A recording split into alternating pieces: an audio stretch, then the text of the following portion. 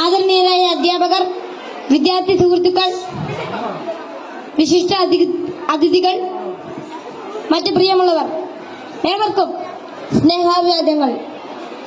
മാനവ ചരിത്രത്തിൽ ഇന്നുവരെ നേരിട്ടിട്ടുള്ള എല്ലാ ദുരന്തങ്ങളെക്കാളും ഭയാനകവും പ്രകൃതിശേഷിയേറിയതും നാശകരവും പ്രത്യാഘാതം ദീർഘകാലത്തേക്ക് നിലനിൽക്കുന്നതുമായ ഒരു മഹാവിപത്താണ് ലഹരിയുടെ ഉപയോഗം.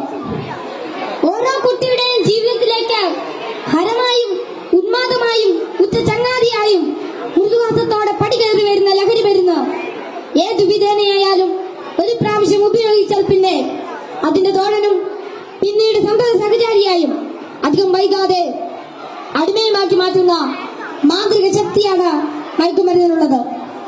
മയക്കുമരുന്നിന്റെ ഈ മാന്ത്രിക ശക്തിയെക്കുറിച്ച് പറയുമ്പോൾ കടൽക്കിടവിന്റെ കഥയാണ് എനിക്ക് ഓർമ്മ വരുന്നത്.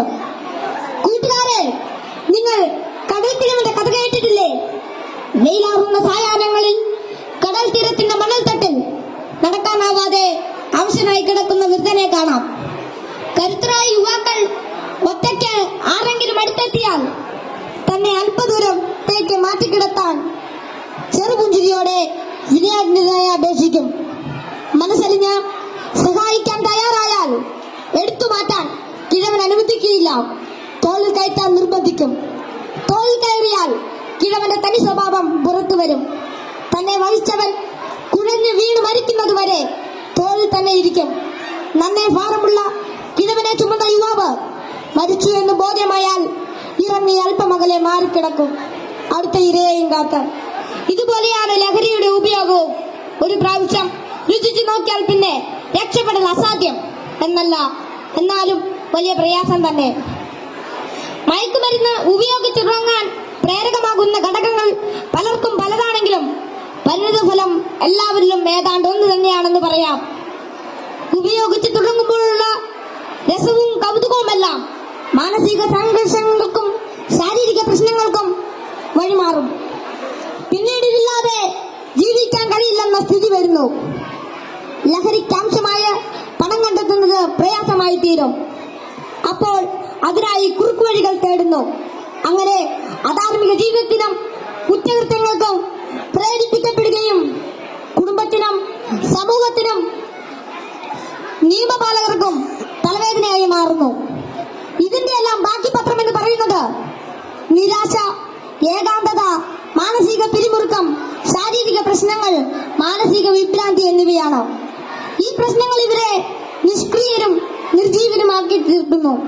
അങ്ങനെ കുടുംബത്തിന്റെയും സമൂഹത്തിന്റെയും നട്ടെല്ലാകേണ്ട ഇവർ വീടിനും വീട്ടുകാർക്കും നാടിനും തന്നെ ബാധ്യതയായി തീരുന്നു. ലഹരി ഒരു മഹാവിപത്താണ്, സമൂഹത്തെ കാർന്നു തിന്നുന്ന മഹാവ്യാധി.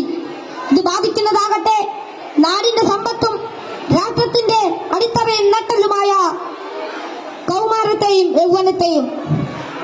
കുപ്പിയിൽ നിന്ന് തുറന്നുവിട്ട ഭൂതം പോലെ നമ്മെ ഒന്നോടെ വിഴുങ്ങുവാൻ വായ് പിളർന്നലറിയാർത്തടുക്കുന്ന ഈ ദുർഭൂതത്തെ നമുക്ക് ഒറ്റക്കെട്ടായി നേരിടാം. ലഹരി എന്ന മഹാവിപത്തിനെതിരെ സന്ധിയില്ലാ സമരത്തിനായി നമുക്ക് അണിചേരാം. മയക്കുമരുന്നിന്റെ ഉപയോഗത്തിനും വിതരണത്തിനും വ്യാപനത്തിനുമെതിരെ കൈയോട് കൈകോർത്ത് നമ്മെ തന്നെ കാത്തും കൂട്ടുകാരുടെ കാവലാളായും ലഹരിക്കടിമപ്പെട്ടു പോയവരെ ചേർത്ത് പിടിച്ചും ലഹരി വിമുക്ത നാളേക്കായി ഐക്യദാർഢ്യത്തിന്റെ ഉരുക്കുകോട്ട തീർത്ത് മുന്നേറാം. ഉറച്ച തീരുമാനവും വ്യക്തമായ കർമ്മപദ്ധതികളും കൃത്യമായ ബോധവൽക്കരണവും കൊണ്ട് നമ്മുടെ കൂട്ടുകാർക്ക് ചുറ്റും നമുക്കൊരു രക്ഷാവലയം തീർത്ത് മനവും കരവും ഒന്നായി ചേർത്ത് ഉറക്കെ പാടാം. ശിരസ്സുയർത്തി പറയുക ലഹരിക്കടിപ്പെടില്ലൊരു നാളും നാം. ശിരസ്സുയർത്തി പറയുക ലഹരിക്കടിപ്പെടില്ലൊരു നാളും നാം. വരം കണക്കെ കിട്ടിയ ജീവിതം എറിഞ്ഞുടയ്ക്കുകയില്ല നാം. വരം കണക്കെ കിട്ടിയ ജീവിതം എറിഞ്ഞുടയ്ക്കുകയില്ല നാം. ശിരസ്സുയർത്തി ശിരസ്സുയർത്തി ശിരസ്സുയർത്തി പറയുക ലഹരിക്കടിപ്പെടില്ല